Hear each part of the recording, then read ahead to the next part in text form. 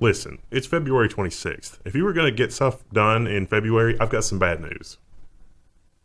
You got 2 more days? Is that the bad news? Yeah, it's like, I'll do that in February. You've got 2 days. There's not enough time. I don't know where February went. It's gone. But if they're watching this as it was posted, they technically have 3. Well, yeah. Well, if you stay up all night, you might be able to claw back some productivity, but it's gone, man. You're going to have to plan for March. Well, if they jump on a plane and fly around the world toward the dateline. Isn't that what Superman did to fly back in time? It's like he flew around the Earth really fast. Yeah, but modern planes don't have that kind of power. But maybe that foreshadowing, there's something Virgin Galactic that'll have that. But no, it's not time for that. This is hardware and business news. Business news, hardware figures under that. We roll hardware into business now because it didn't make sense to separate them out. Yeah. Well, our first story is definitely more about business than actually hardware innovation. Well, they rarely innovate. Hot Hardware is talking about the NVIDIA GeForce GTX 1660 Ti. Turing under $300. Basically, they've taken the RTX bits out. This is actually a new piece of silicon because like the tensor cores used to do floating point 16. So they did have to roll new silicon to do this, which is pretty interesting. The price point here, under $300, although there's not really a founder's version of the card. They're launching with like the AIB partners, and the AIB partners are charging quite a bit more than $300, some of them. But depending on what version of the card you get, you can get it for under $279, which is like NVIDIA has like looked at the market at around the $250 price point, and they have like laser focused on it, which you can't tell me was not a business decision. Why wouldn't they do that? Well, I mean, it's like, let's like make the next generation product that's awesome and like head and shoulders above everything. And instead, it's like, here's exactly what you need. No more, no less. Well, it's a little bit better than 1070, a little bit better than the Vega 56. Yeah. So that's all we want, right? Just make it that much better than the competition. That's why when you have 2 companies competing for everything, that part is kind of nice. When there's no competition. Did you see what I modified? It's a 1660. Never mind. Speaking of no competition, the internet service providers in this country rarely have any competition. And if you think it's bad for your residential service, business service, even worse, as this poor woman found out. Frontier demands $4,300 as a cancellation fee despite horribly slow internet. So this is a lady that runs a rural newspaper, and it's business class internet. And right before she took over from her mom or a relative or something, they'd signed a 3-year contract. Well, Frontier wants the full amount of the contract, even though the internet service, they really couldn't deliver on it. Well, that was what they called the quote-unquote cancellation fee, which is exactly the amount that remains in the contract. Except you pay it all at once. Yeah. Rather than over time. Spectrum and other ISPs do this as well. It is not just Frontier. This is pretty standard practice because consumers are protected against this kind of thing, but businesses not so much. And they don't tell you in the contract what that is, just that there will be a fee. And it can be pretty much anything they say it can be, probably up to what they're doing. Because if you did more than that, then a judge might find fault with it. Yeah. But this is probably where they figure exactly the amount of money they can take from you. Now, where is the Jeep Pie in this? Because it's like, we've got competition here, and it's like, no, we're going to hold our customer to their contract, even though our service is awful. He's working so hard on the residential front. I don't think we can expect him to do anything for businesses at this point. Is this something the FTC would look into? Because he's always like, FTC. Is this like, does the FTC get involved here? Because that might be interesting. This story, often we'll do a story, and you got to think, is there any possibility that anybody watching this has not heard about this yet? I mean, it's just commentary at this point. But listen, we got to talk about it because it's big news, and it affects us. YouTube gaming channels with bad comments could have ads removed. Yes, we have seen this. we have about a 6% demonetization rate on Level 1, and we are definitely cleaner than R-rated content on cable TV. Fuck yeah. Now, YouTube channels with bad comments feels a little redundant. Are there any other kind? So should we just disable comments? Is that what well, that's what's happening. Some people. So there are several stories about this. Everybody has covered this, and we'll go ahead and look at the next one, which is about the Adpocalypse 2. Nestle, Disney, etc. I pulled their YouTube ads joining the furor over child videos. So what's happening here is like parents will post video. One in particular was like a mom was posting video of like her 5-year-old doing gymnastic stuff. Well, there's a ton of those. And the comments are like super creepy and pervy in YouTube rather than they're just... Not just super creepy and pervy. There's this loosely organized group who will go through and timestamp the most sexualized frames of these child videos. There's nothing wrong with the video. It's the people. Yeah. I mean, I don't know what the percentage is. Probably 99 point something % of the population is going to watch that video and be like, oh my God, get me out of here. I do not want to watch other people's kids. But then there's that tiny percentage. You remember, like, I'm sure that, I don't know. I mean, there was. It seemed like there was a kid in every class. There was that one kid who was like, "Hey, do you want to come over to my house and watch like Animal Planet or something?" And it had like the natives or like animals, having sex and stuff, and they were really excited by that. And it was like, this is weird.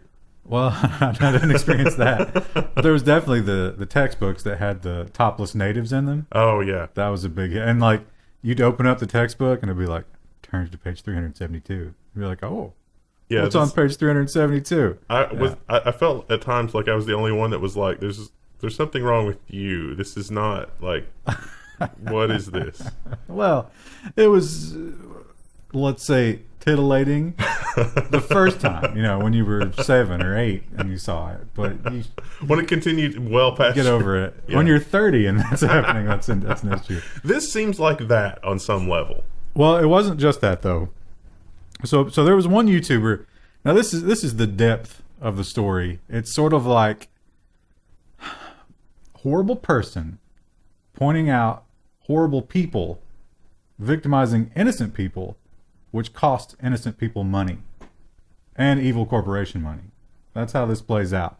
So there's one YouTuber who was unsuccessful for a variety of reasons. No one cared. And he decided to point out what was going on here. But he framed it as if YouTube was almost complicit. Like YouTube was just like, yes, victimize the children. Whatever it takes to get those clicks. Those ad dollars. I mean, as horrible as Google and YouTube is, and we know they're horrible. I mean, they're spying on us. They're trying to shape our opinions with YouTube. But I don't think that they're pederast. Not even the algorithm could possibly have that kind of a bias. I mean, as cold as the algorithm is. The dollar amounts, the article actually dives into dollar amounts. So it's like, what kind of money are we talking here? And I have to confess, I wondered that as well. It was like $5,000, and they're going to refund it. So the idea here is we must protect the children, and throughout history, we must protect the children has been used for some terrible, terrible rules and regulations in government and otherwise. And that's what's happening here. Because gaming channels are getting their comments removed. Because who watches gaming videos? I think that might be the theme for this week's episodes of the news, because we got some stories about that in the government section as well, I think. Oh, yeah, for sure. Yeah, protect us from ourselves. But more and more, I think people are embracing that. Yeah. No, please don't. Oh, you're not going to. I got to make it at least 40 more years, and then after that, you can do whatever you want. But I don't know. That's ambitious. I think you and I are looking at 30 max. Anyway, YouTube has responded, and the big companies, Nestle, Disney, the heavy hitters, have sort of pulled away. Not because I think they believe there's anything here, but it's like, listen, we do not want our name in the news next to this. Do something about it. And YouTube, just like Adpocalypse 1, said, all right, launch the nukes. We'll do something about it. We'll do it right now. And it's just hurting the content creators. Ironically, it's hurting the children. I wonder how Lil Tay's doing with all this. It's kind of a microcosm of Article 13. Because it's like, by trying to get rid of the worst 1% that you're never going to get rid of, you just burn the whole thing down. Yeah. I think Lil Tay was on Instagram anyway, not YouTube. You ever see the video where Lil Tay's being coached? It's very dark. No. Sad. Sad stuff. People are going to link to that in the comments now, which, And in the theme of stories that are horses that have been beaten until they're just an emulsified mass. It's this one, the Vox censorship. We debated on covering this, so it's the whole Vox lawyers. You know, they took down Kyle's video and another video about the whole, like, the Verge did, like, let's build a PC. And, like, being there for the Verge, like, when the Verge was created, it was like, yeah, this is going to be all about technology. But it's so corporate. It's so corporate. And this video was terrible. Well, they all are. I mean, Ars Technica, Yeah. they're pretty corporate. The Verge is trying to memory hole this. The saddest thing I read, so here's the guy in question. Sorry, guy. Did not know much about PC building, and was compared to Urkel of Family Matters fame. Yeah, that was And Kyle. somehow that was racist? I don't think that was racist. How could that be racist? I don't think that was racist. But that's, the kind of hyperbole that they go into with these kinds of things. So it was just someone who made some mistakes, and I think rightly so, was lambasted for those mistakes. Why not? And it was entertaining, arguably, for some people. Yeah. Maybe those same people who are commenting on the... No, we shouldn't say that. Well, the H3, there was a court ruling. Like, fair use is hard to have, like, precedent, and it mentions that. But also the H3 ruling, because they did a reaction video, and it was the same kind of thing. But that was a couple of years ago, and it took a while to make it through the court, and the judge was like, look, this is fine. But it was... They did use a lot of that footage Yeah. in their videos. But, H3 did as well. So But there was does- so much commentary as well. Well, so does the nightly news. Yeah. And then they'll use somebody else's stuff and comment on it. That's... I don't know. What a mess. How about, you've got to talk about every week, a week cannot go by that 5G doesn't come up in the news in some way. And this week it's Verizon. Verizon plans to roll out its 5G mobile network in 30 cities this year. Meanwhile, the other cities that still have 4G are struggling because they have like 2 4G towers for hundreds of subscribers. Yeah, it doesn't seem like they ever really got 4G done No. before moving on. They're you know what they're using? They're using the PC game development mode of rolling out the new connectivity. I would like some 4G DLC so that I could get more. Honestly, 4G would not be terrible in its current state if we about doubled the number of 4G cells for phones. But in congested areas, you'll have great signal, but you won't be able to get anything done because there's just too many people on a tower. Too many people. That's the problem for everything on the earth. I don't know. I think these companies just didn't upgrade their infrastructure to create artificial scarcity so they can be like, look, we got to charge $100 per gigabyte because there's just not enough. And it's like, didn't you create that situation? No. It's interesting that they're using that as one of the excuses that we have to subsidize 5G so much. Yeah. It's like, no, everything on the web takes so much more data now. We need the 5G to expand the amount of data we can give you. But wouldn't that also argue that the data cap should become a thing of the past when 5G rolls out? I don't think it will. It definitely won't. But yeah, it definitely should. And well, even just more 4G towers, because you could double the amount of 4G bandwidth available to subscribers in a city by simply doubling the number of 4G towers. But that's not going to impress anybody. You're not going to get a headline with that. That's out.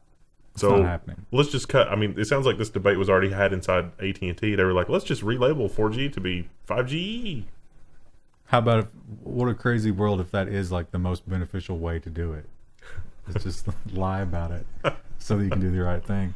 Maybe somebody inside of AT&T is, secretly working toward an actual answer, and they're so misunderstood.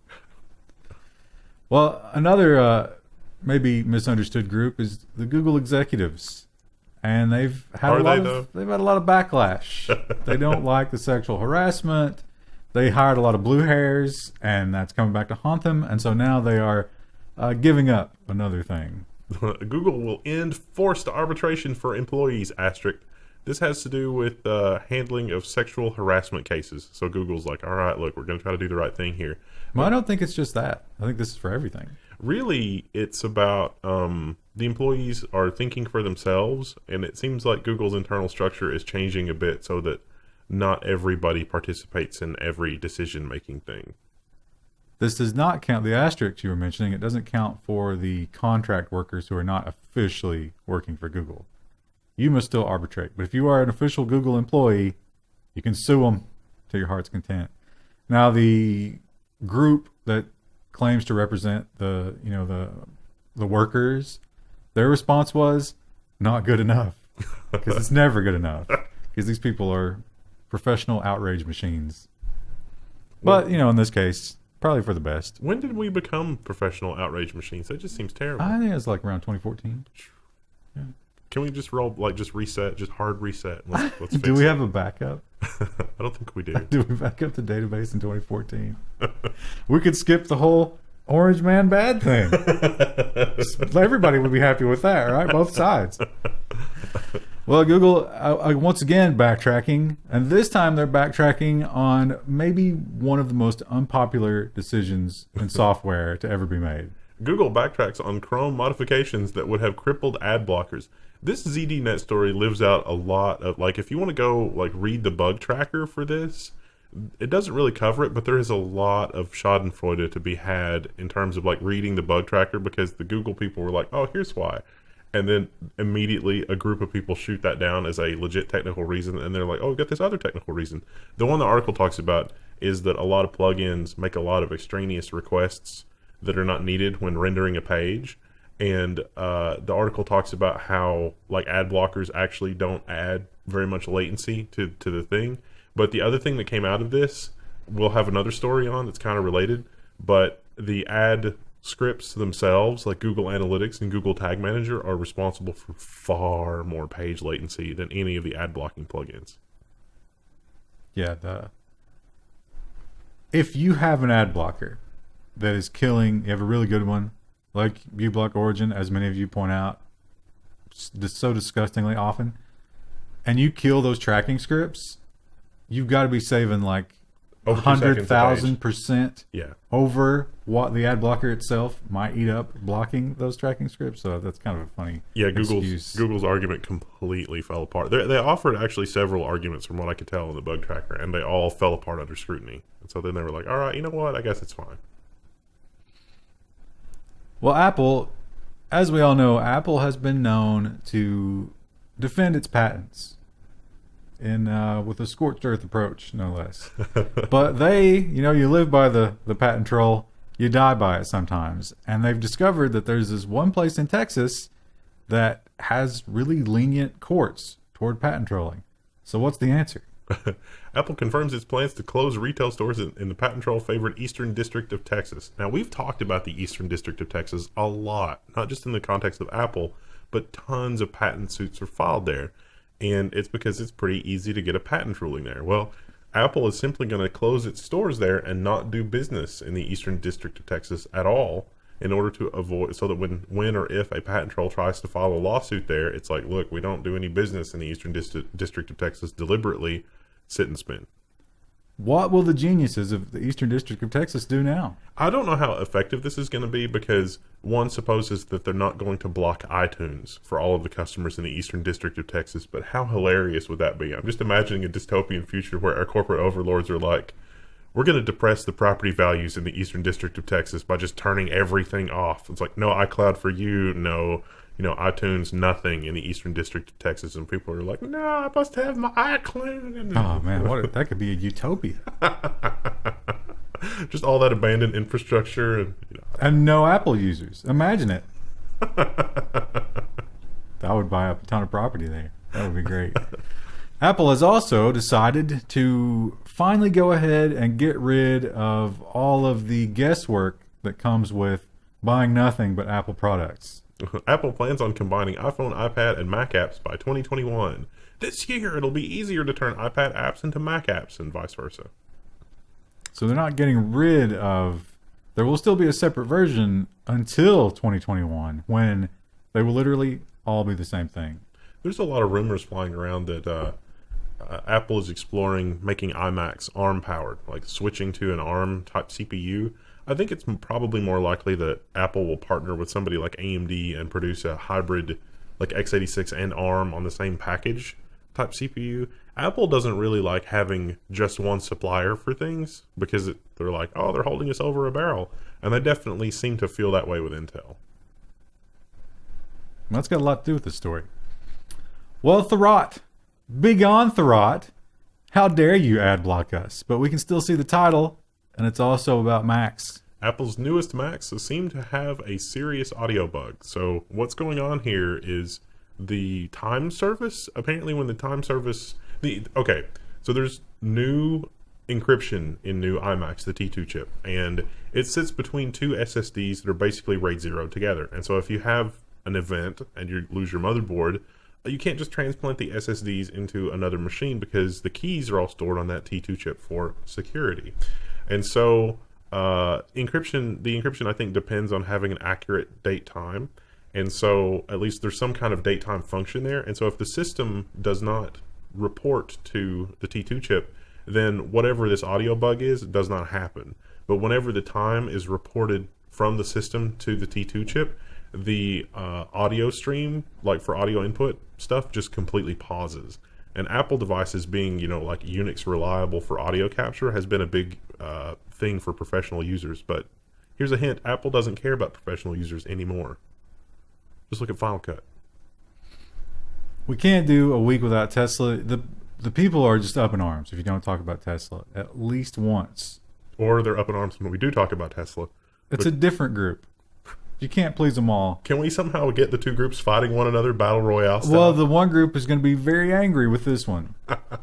Consumer Reports is no longer recommending the Tesla Model 3. Please direct your ire toward Consumer Reports and not us.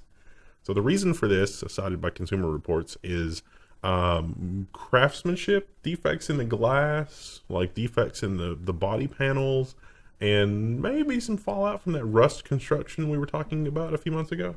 All of those things. There was the bumper falling off because it filled with water. There were bad welds. Mismatched panels. All sorts of things. They do admit, they being Consumer Reports, that all these things could have been fixed. But it's kind of a snowball. So many people keep reporting so many different things that they just have to cut that recommendation. Still the most popular electric car by a long shot. It's still a really high customer satisfaction overall. But I think one of the big problems is you get a Tesla, getting it fixed is an absolute nightmare. Yeah. And you can't just go down to, Billy Bob's garage because he doesn't know how to fix them. And you have to have electrocute himself. You have to have a certification, and nobody's got those. And the further you are away from the epicenter, the harder it is to get your Tesla fixed. So if the bumper falls off, like the one guy, I think it was 9 months later, he still hadn't gotten it fixed. What do you do if that's your only car? Not drive a Tesla. I guess. Drive a loaner Tesla? I don't think they'll give you a loaner. They can barely keep up with the demand as it is. Galaxy made their big announcements, and we'll start with it was all Galaxy stuff. We'll start with the least exciting one. I don't know. The least definitely the least exciting. I don't know. It's a really cool thing. I don't really care about the foldy stuff. But this one I think is actually new technology. It's kind of funny. They're kind of fun. The Galaxy S10 has an ultrasonic fingerprint scanner. Here's why you should care. So it takes a 3D scan of your finger through the glass. This is different than the other through the glass fingerprint scanners, which take like a 2D image of, how like when you press your face up against glass and it kind of, you can kind of see it. Or frosted glass. You've ever put like Scotch tape on frosted glass and then it's not frosted anymore? Like little neat things like that. This isn't like that at all. And the actual contact ones use electric impulses. But this can go through the screen because it is literally the tiny sounds of the different ridges of your finger hitting the glass at different times, which is pretty amazing. Neat. They didn't confirm what CPU the S10's using, but it's probably the Qualcomm 855, Snapdragon 855, I think, if I remember that correctly. The other announcement that people will be much more excited about, but personally I just don't see it, is the foldy phone. Samsung announces the Galaxy Fold, a phone that opens into a tablet. So I think the press video here is like really poorly done because after the Apple video, because like the Apple video that had like the planet so that you couldn't see the notch, that was super misleading. And so now everybody's watching this saying, oh, the butterfly, like it's kind of dark down the middle. There's probably a line or something down the middle. But no, it does actually seem to be a folding screen. There's a demo with like Google Maps or something, and I can't really tell a difference between like the left and the right half. It does seem to be one panel that unfolds. And they say that the mechanism is good for hundreds of thousands of unfoldings. If you're obsessive compulsive, you're probably going to go through those in about a week. I figured, I figured like 12 would do it. You know, it's like, is this something I'm going to buy? And it's at $2,000. You know, even though it does have 512 gigs of storage, it's like I don't think so. We also got to worry about how much can that, like the punishment, how much punishment can that take? Not a lot, I would imagine. Yeah, if you got it in your pocket, it's getting, you know, throwing it down on a table or whatever. Yeah. I don't know. I wouldn't feel good about it. Google has this, you know what? Did we put this with the other Google stories? We might not have. No. Oops. Failure. But Google is planning a new service, and we have questioned this in the past, but the way they describe it here does seem a little bit more realistic. Google expected to reveal a game streaming service at GDC in March. Yeah. So this article talks about their experience playing it, and it was apparently playable even when the bandwidth would vary a little bit. It just changed the video quality a little bit. I would have to see it to believe it, because I would believe streaming something like old school Source games at a, you know, like 720p, like a casual gamer type stuff. Okay, maybe. But what's really the draw in that? Because being able to render that kind of a game locally is at this point like $50 in hardware. So what do you really gain from being able to stream that? But this was the newest Assassin's Creed. This is fairly power hungry, I think. And of course, some of that's the DRM that eats up resources. But this was just in the browser. This is in Chrome. I would be skeptical that this is like 1080p. Well, the guy said it's not quite as good as PC, but... Yeah, but if you're playing games in your browser, who cares? Yeah. You can play the hot new game, and if your internet gets crappy, it just gets a little bit more blurry, but you can still experience the story. And maybe not, you know, online multiplayer games, maybe no. But these story mode games, why not? It's going to be like Plants vs. Zombies. Games like that will take over. Can you imagine like Pixel Dungeon type games on this? It's like, I'm streaming Pixel Dungeon.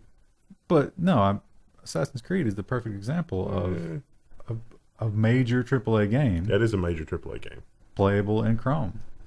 I'd have to play it. Do you have any idea how many office workers are going to sign up for this? Yeah, I thought about the office worker angle. Yeah, that's going to be huge. Could be because I'm always used to internet where like the latency is 100 milliseconds though. It's like, oh, if you're in New York and the latency is like 7, this totally works. It says you have to have 40 or below. Yeah, so probably not for us. Oh well. You know what? I'm okay without it, but I think it'll have a market, and they'll improve it, I'm sure. We've talked about Dragon Box, Tick Box. Was there like a blue box or something like that? All these various boxes that give you pirated content, and they've been destroying them one by one. But now they're not satisfied with these street level dealers. They want to go after the importer. Hollywood tries to cripple several alleged pirate TV services in one lawsuit. So Omniverse, there's all these devices that are like powered by Omniverse, and Hollywood is basically saying Omniverse does not have any kind of agreement with anybody to actually stream any of these shows. Like, we want to see it, and Omniverse is like double down, and they're like, yeah, there's only 3 people in the world that have a contract like this, and we're trying to buy the other 2 so we can be the exclusive, but we'll work it out. And it's like, it's bold. It's a bold strategy. Yeah, it's like, oh, we'll show it to you. Yeah, we're going to show it to you. And they're like, all right, let's see it later. We're going to do it later. But you're going to see it. And you got to wonder what the end game is for them there. Are they just trying to like keep it along? Because they do offer a subscription service. Yeah. But somehow for $20, they give you everything. So, I mean, how could you? What kind of loophole? And they mentioned that, okay, maybe like these giant CBS, NBC, like maybe there's some weird little reselling service or something, but then HBO and Showtime are in there. Yeah. And I don't think they license to anybody, do they? I don't think so. Just themselves and their online subsidiaries. It's going to be interesting to see how that plays out. There's one other company that's doing something similar, and I've forgotten the name of it, but it's like Arrow, where, remember Arrow that sued into oblivion? The only difference is it's a non-profit. And so they think that Arrow plus, like Arrow's strategy plus non-profit is the key to that being legal. So we'll see if that plays out as well. But so far, the studios have not taken action against that company. They will. Eventually. I think they'll have no choice. They're doing it one at a time. Yeah. Yeah. You want to hit them with the entire legal department. You don't want to split them up. Yeah. Into different groups. Don't want to be fighting in Russia in winter, and it's like a war on two fronts. Yeah. They've learned a lot from World War II. Speaking of the licensing, it kind of goes to show you how specific they are about their licensing when you look at the Marvel content on Netflix, or when you don't look at it because it's gone. Netflix cancels The Punisher and Jessica Jones, ending its Marvel shows. So these shows might come back later on like Hulu or some other Disney-owned thing. It's going to be Disney Plus. That's the rumor. But oh, it's going to be there. Yeah. Because those shows are very popular. They're pretty popular, yeah. Yeah, and Disney wants those exclusives. How are you going to bring people over to Disney Plus? Give them season 3 of The Punisher, right? Why not? I don't think anyone cares enough. Oh, people, you are wrong about that. People really like it that much? Disney Plus, we talked about this last time, and the comments corrected us because none of us saw this, but they're like, hey, what? I've got kids. Oh. You're going to give me a Disney streaming service that's going to let that be the digital nanny during the day, and then at night I can sit down and watch The Punisher? Let me just throw this ball of cash at you. Let me put a little rubber band around it and throw it through your window because I want that right now. That's going to be huge. That's going to put the other ones on their heels. Could we possibly have a content distribution company that is more hideously evil than cable TV companies? I think we found it. Well, Disney is certainly in the running, yeah. Maybe if they could get Facebook involved somehow to really turn it into the ultimate machine of evil. Mark Zuckerberg versus the reanimated robot head of Walt Disney. That's amazing. Now, when we do go into this Disney-controlled dystopia, and you look around you at Crazy Eyes Cortez and the burning landscape that she has wrought, and you want to remember what it was like before, maybe Microsoft can help you. Microsoft HoloLens 2 has just launched or been announced or whatever, and why it's really all about the cloud. So Microsoft is at the Mobile World Congress this past Sunday. They took the wraps off the HoloLens 2.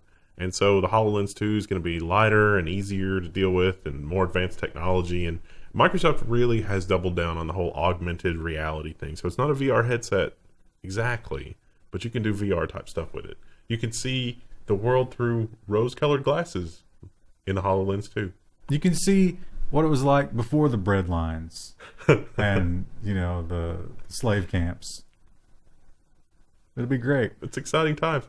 HoloLens has also scored some really amazing customers lately, like the U.S. Army, although some people are upset about that. Yes, it will also greatly increase your kill count, which some people, Microsoft employees being those people, not happy about. Microsoft workers are protesting the $480 million HoloLens military deal. We did not sign up to develop weapons. So I don't know. Maybe it's just me, but I was looking at this and I think this is a decidedly different situation than Google's search engine with the Chinese government. Well, they have latched onto this one piece of the contract or the pitch for this thing, which is increased lethality.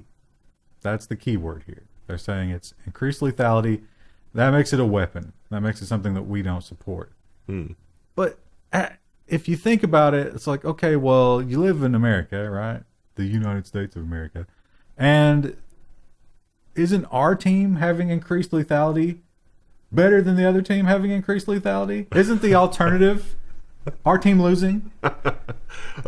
Would it level the playing field if we made everybody have exactly equal lethality with regard to the HoloLens? Like maybe we could just airlift some HoloLenses in a crate in the middle of the enemy territory and be like, here you go. The other thing they bring up, and rightly so, is that our military is, kind of empire building at this point and corporately controlled. You can certainly make arguments for that. And we're doing things that we have no business doing. We're not the world police.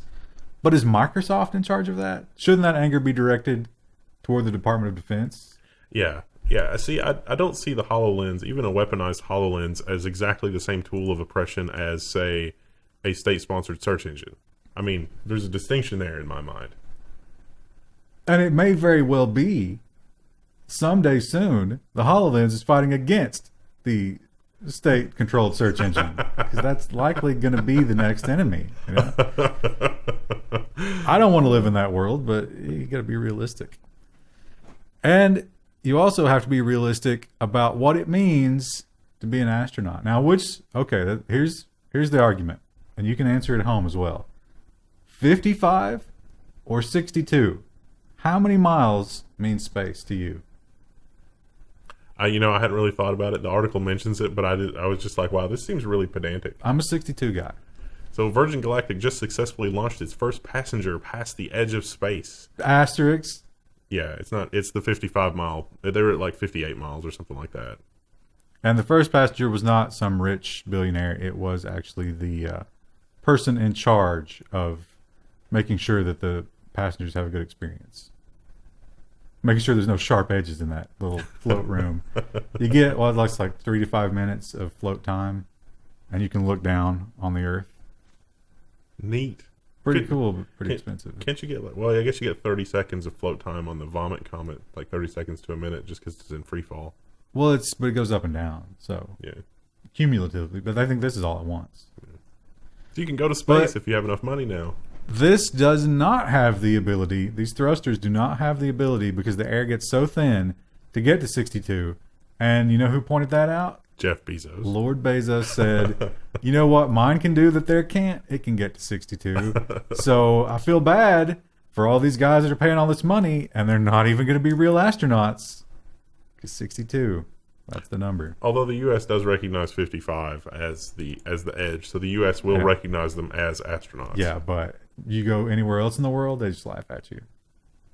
They're like, oh, you're an astronaut, huh? Right. Yeah. So, you talk about Omniverse. Was that what it was, Omniverse? Yeah, and the Disney thing. Disney and Netflix and all of this argument. And the cable industry is fighting so hard. But, you mentioned a war on two fronts. I think they are fighting a war on two fronts. The other front that they can't seem to get their hands around is the fact that people are unsubscribing. Cord cutting hits another record with more bad news for cable. This story also mentions that it's more bad news for satellite TV as well. I think they bundle those now. Yeah, they've lost so many subscribers. Remember when AT&T bought the satellite people? And I was like, this is a terrible idea. Turns out I was right.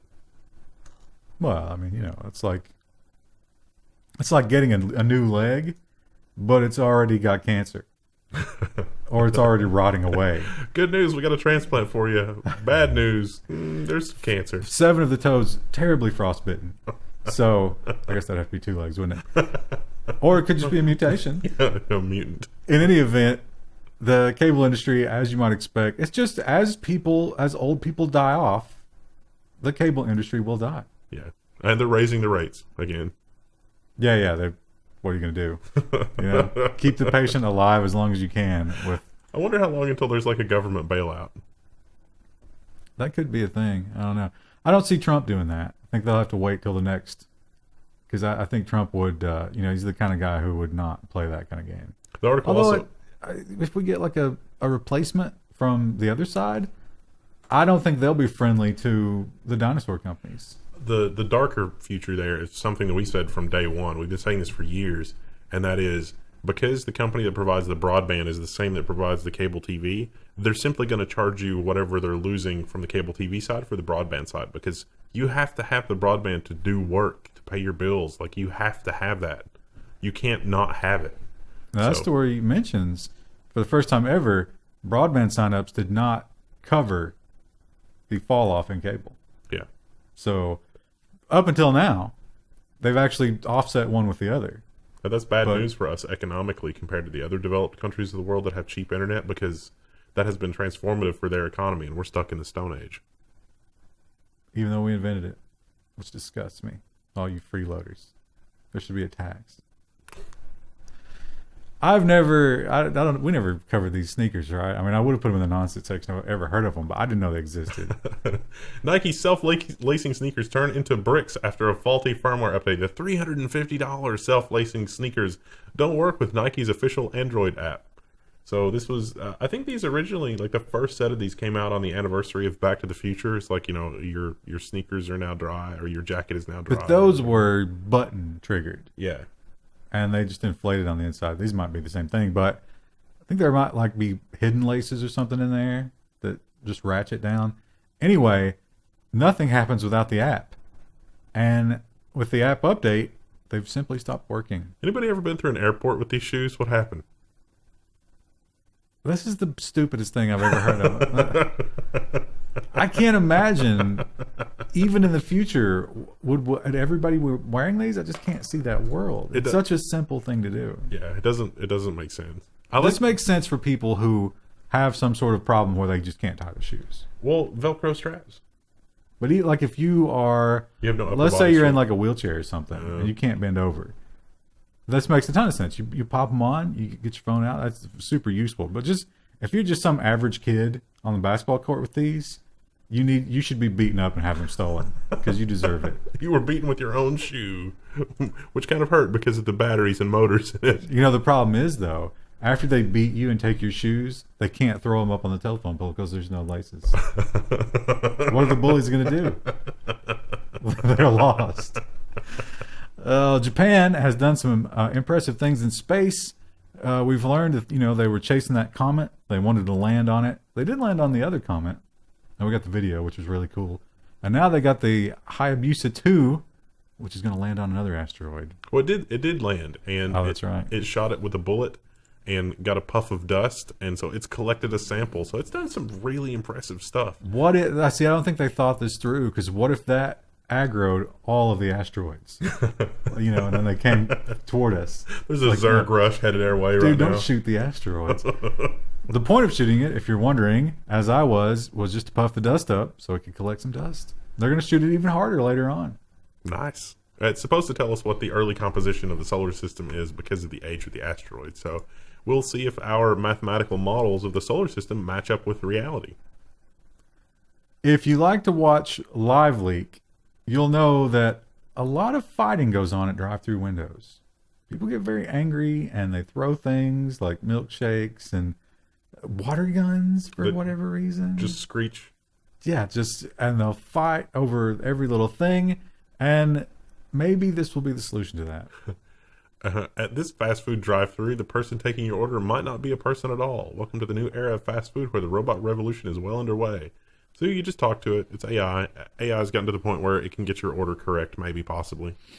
Well, they put this one through a little demo, and it was like, hey, I want a burrito. And then I was like, we've got this many kinds of burritos. Which one you want? And they went through. It was like, is there any toppings you don't want on it? And they seemed like it was pretty competent. They kind of talked about the whole, like this is going to destroy a percentage of the workforce because drive-thru is one of the things that the robot couldn't do before. But the workers so far celebrate it because they say one of the most soul-crushing things about working in fast food is saying the greeting line 400 times a day. The robot doesn't care. I've discovered at Panera, when you go through the drive-thru, that you can just give them some of the ingredients you like, and they will suggest things. So it's like, hey, that salad that has apple slices and feta cheese, what can you fix me up? And they're like, oh, we could do this or this. And it's like, oh, that sounds good. Do that. And I want an AI that can do that. It's you know who doesn't like that? Everybody else in the drive-thru. Go the fuck inside. That is not where you do that. You go to the drive-thru if you have less than 2 people in the car, or more, less than 3 people, I would say, and you know what you want. You immediately know what you want. Otherwise, you don't belong there. I thought you might say that. I like that, especially for places where you order by number, and it's like you have your numbers ready, but if it's like you need to do a lot of modifications to the numbers, no. Like I'm on the fence about no cheese or not. It's like, I want a number 3, no cheese. Maybe that's okay. Well, I'll tell you another one that you must never do in a drive-thru. I've got 3 separate orders. No, you don't, bitch. You have 3 separate orders when you're inside. If you're in a car, everybody's on the same order. Just work it out among yourselves. Pro etiquette tips with Level 1. They don't care. They don't care. Judging by the comments, we already know they don't care. Well, the comments are going to be turned off anyway. Pepsi had an amazing conference call. Their frankness was both delightful and terrifying.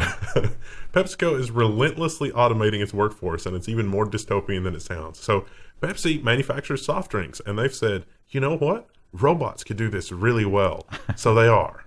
Relentlessly automating's in quotes there, because it's a quote. That's what they said. Now, they had a huge, huge quarter. They had some amazing profits. I think they might have been record-breaking. So what did they announce? Laying off employees. They were cutting to the bone, and we're putting robots where people used to be. They also used, what was the phrase? It was like snacking opportunities or something like that. And so if you really think about it, it's like they want to create a type of food for every time that you just slightly want some food, a snack. And who snacks more than the unemployed? It's like when Henry Ford created demand for his own vehicles by paying more, except the opposite of that. I thought you were going to say by buying up the railroads and mass transportation industries, which is a thing that actually happened. Well, no, it was the assembly line, because he didn't market toward low income and minorities, but the assembly line was so soul crushing, he had to offer high wages. And when those people got paid high wages, they turned around and bought cars and were his best customers. So he didn't mean to do that, but he figured out, it's like, oh, there's an interesting thing about supply and demand. If you pay them a lot of money, they will buy your product. So what you're saying is we need fixed income. Oh, God. You know, the most terrifying thing that I heard this week? Universal child care. My blood ran cold when I heard that. It's like, what? Healthcare, okay. I'm not for universal healthcare, but I certainly understand how it could be useful and it could be a good thing. But universal child care? That's just the state raising your children. And it's promoting having more children with no consequences. We've got a story about that later. Not the having children, but the state. Oh, it's scary. If do everything that you can to keep your children out of universal child care when it comes. I pray that I'm dead by then. We'll see you Tuesday. Also, no Krista. We thought Krista would, slink in here during the first episode, but no. Maybe she heard us. Maybe she did slink in, but she's so quiet. She's so quiet sometimes. Well, it depends on if she's wearing her big girl boots or not. Those are pretty loud. We'll see. Maybe she'll show up by Wednesday.